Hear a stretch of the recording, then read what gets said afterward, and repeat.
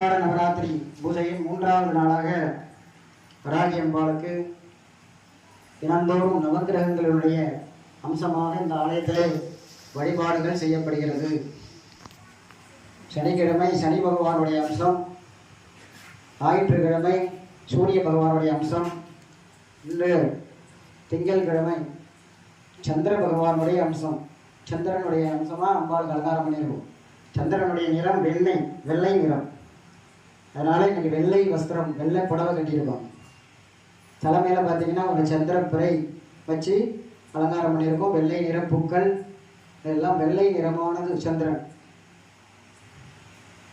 ஒருவனுடைய ஜாதகத்திலே சந்திர பகவான் மாத்துர் காரகன். மாத்துர்னா அம்மான அர்த்தம். ஒரு தாயை பற்றி சொல்லக்கூடிய கிரகம் இந்த சந்திரன்.